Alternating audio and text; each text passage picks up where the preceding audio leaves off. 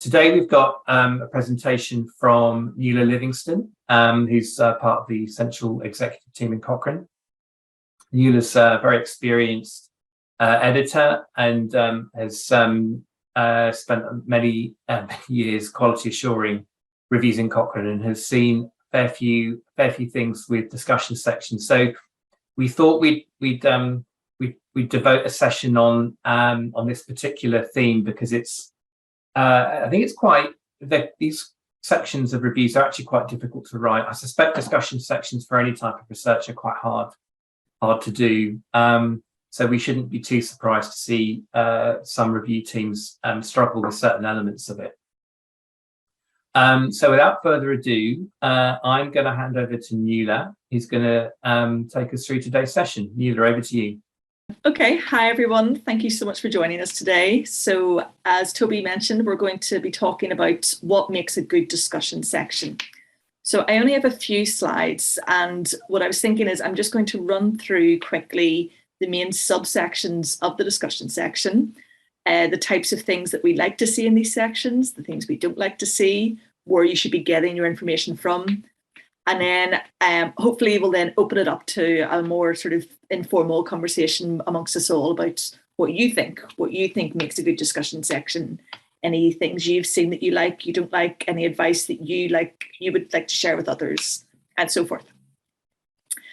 So I will begin by pointing out that most of what we're going to be talking about today can all be found in the Cochrane Handbook or in the Grade Handbook, or indeed in any of the guides and handbooks that Cochrane tend to keep on their training website. So I'd hope that you're all aware of this website, but if you're not, please do visit it and make use of all of the resources that you can. So when we talk about discussion section, what we really are referring to is this part of the RevMan web file. So you've conducted your review, you've run your analyses, you've put together your summary of findings tables, and it's only at that point that you then go on to write the discussion section. And when you do, you're faced with this blank page and these 5 different subsections.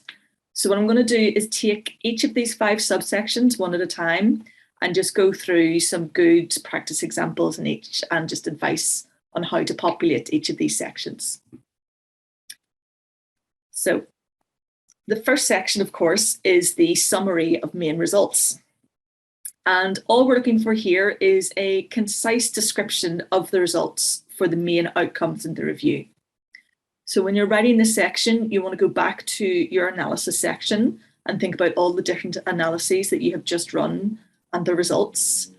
You want to go back to your summary of findings tables and think about all the different results that you prioritize for presentation in these tables, as that was when you decided what you considered to be the most important outcomes and comparisons.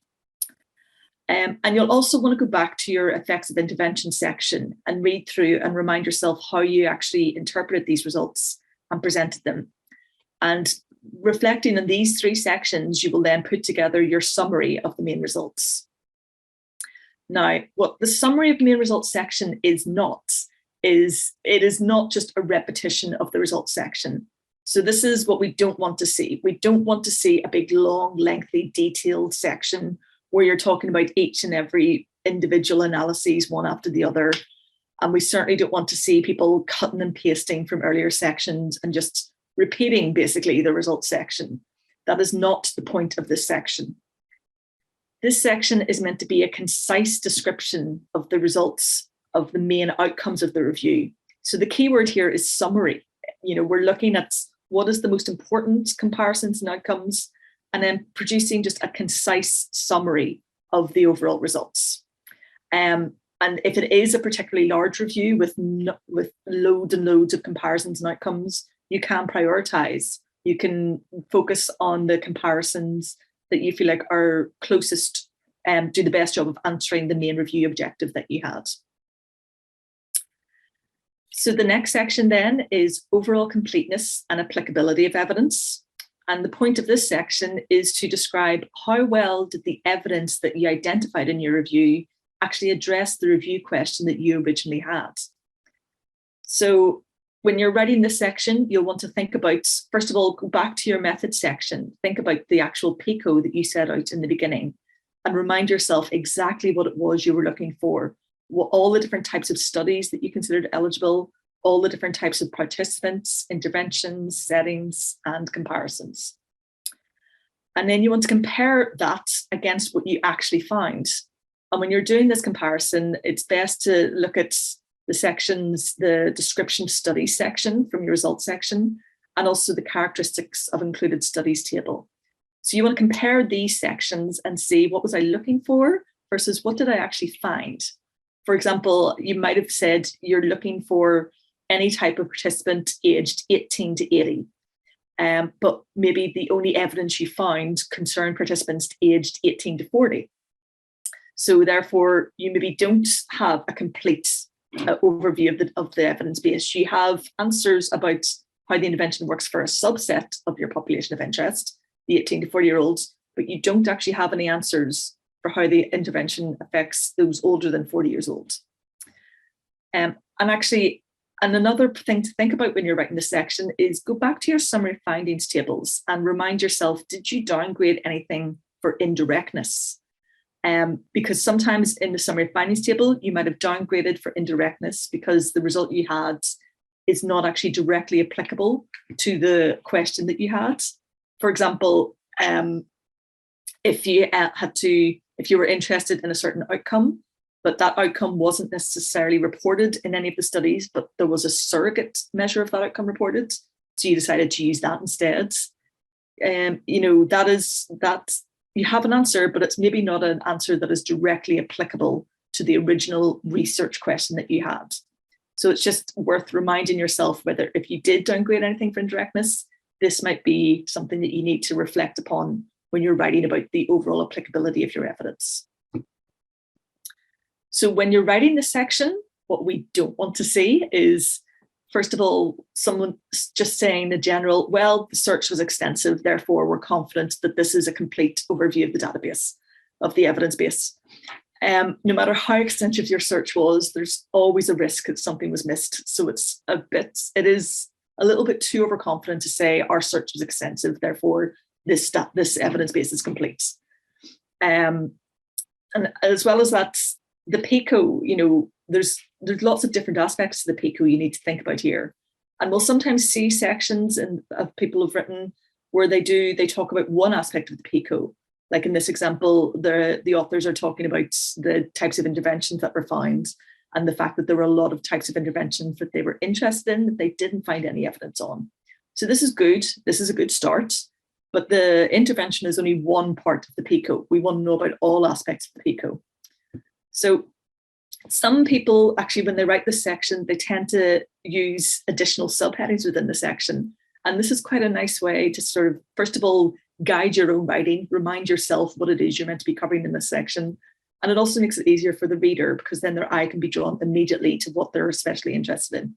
So talking about the study design, the population, intervention and the comparison and the setting, and taking each of these aspects of the PICO in turn and considering, okay, what was the population I was interested in compared to what was the population that I actually found in this available evidence base.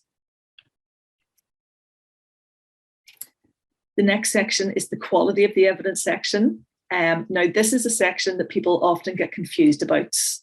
This section is meant to be about describing the reasons why you downgraded or upgraded the certainty of your evidence during the grade assessment. So this section is about grade. It's about the certainty of the evidence. The name of the section, quality of the evidence, is misleading. People often get confused because of that. But really, this section should be called certainty of the evidence. So when you're writing this section, obviously the main place you're going to want to reflect back on is your summary of findings tables. Just go back and remind yourself of all the different reasons why you downgraded evidence, why you downgraded that evidence, and also any borderline decisions, any decisions that anywhere you decided not to downgrade and why maybe you didn't downgrade. And it's also important to reflect back on your effects of intervention section and ensure that the quality of the evidence, as you report it in that section, is consistent and matches the quality of the evidence that you're describing in this discussion section. So the main thing we don't want to see in this section is a summary of the risk of bias. This is the main error that a lot of people make, and it's an easy mistake to make. People see the words quality of the evidence, they interpret that as, well, the risk of bias of the evidence, therefore I'll just talk about the risk of bias of the studies. Risk of bias is only one of the 5 grey considerations. So while it is important to talk about risk of bias in this section, it's not the only thing to talk about. This is another section where actually subheadings within the section are really useful, again, to help remind you of what it is you're covering, and also to help the reader immediately see all the different grade considerations and reasons why the evidence was or was not downgraded within each of those domains. Next up is potential biases in the review process. So this is another section people tend to struggle with. And again, I think the word biases, it misleads a lot of people. They think it's just about risk of bias and they leave it at that. But actually, this is not about the bias in the included studies. This is a section where you talk about decisions that you as a review author made during the review process, and any decisions that you made that might have actually introduced bias into the review findings. So to consider this, the first thing you need to do is go back to your method section and think about every single aspect of your method section. And I know it's a lot because there's a lot of sections in that method section, but you need to think about everything you plan to do during the protocol stage and every decision that you had made during the protocol planning. So most of the decisions that you make when you're writing your protocol are fairly objective and justifiable. For example, the decision to only include RCTs, or the decision to search for both published and unpublished literature. Those are all fairly standard decisions and they're completely justifiable. But there's other decisions that you're going to make at the protocol stage that there's multiple different options and there's no right or wrong answer. It's more a case of you have to make a subjective decision about what is right for this review. So for example, missing data. When you come across missing data, you could decide to just analyze whatever data is available, or you could decide to impute missing data, assuming the worst case scenario. So either one of those options are entirely correct, but if you made the decision, for example, that you're only going to look at the available data, that is a potential bias that then you can discuss in this discussion section. You can say, okay, I made that decision, but maybe I was biased when I made that decision. And if I had made a different decision, maybe the results would have actually looked very different. And here's what I think, and here's what the results could have looked like, and so forth. And another section to reflect back on when you're writing this section is the differences between protocol and review section. So while hopefully all of the decisions that you made at the protocol stage are decisions that you stuck to and plans that you carried out during the field review, occasionally you do make plans in the protocol stage that you then have to change when it comes to the full review. It's important, first of all, to justify these decisions, but also if any of these decisions are subjective or contestable, it's important again to reflect on why you made these decisions in the potential biases section, and again, reflect on how results might have been different if you had made a different decision. So what we don't want to see in this section is what we very often see in this section, where people just say, we made every attempt to follow the protocol of this review, therefore we minimized our risk of bias in the review process.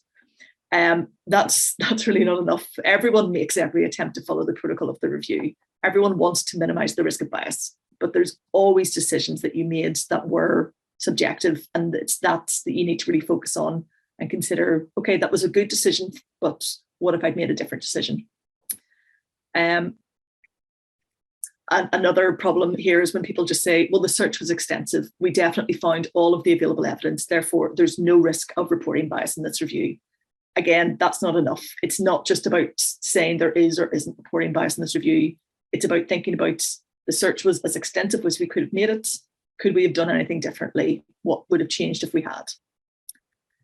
So what we do want to see in this section is every decision that you make, all of the aspects of the design or execution of the search that could have led to studies being missed, and any decision that could be considered contestable, for example, deciding whether to include or exclude certain studies, deciding whether to pull results statistically or narratively, and deciding how to group studies into different comparisons and so forth. And the final section of the review of the discussion is the agreements and disagreements with other studies or reviews. So this section is where we discuss the extent to which the findings of the current review either agree or disagree with those of other reviews. So when you're writing this section, an important part to reflect back on is your background section. So go back to the background and consider what evidence was outlined here with regards to previous research that's already been done in the area, what that research has found, and especially any other reviews that have been done in the area. And you want to compare what was reported in the background section with what's now been reported in this review and consider, well, are the results of this review aligning with the evidence that was already reported? Or are there any differences? And if so, why might there be any differences? So again, something we sometimes see and would really rather not see in this section is people just saying, there are no other reviews of RCTs published in this area. Therefore, there's nothing to compare against. So I'll just leave the section as that. That's again, that's not sufficient. There's always something else to compare against. You know, maybe there were no other reviews of RCTs, but maybe there were reviews of non-randomized studies. And it's interesting to know, well, what result did they find? Did that result differ to what is being found here?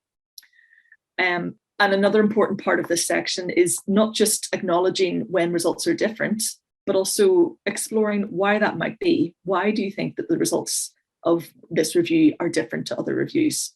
Could it be that there was a slightly different PACO? Could it be that you made different decisions in the statistics and analysis?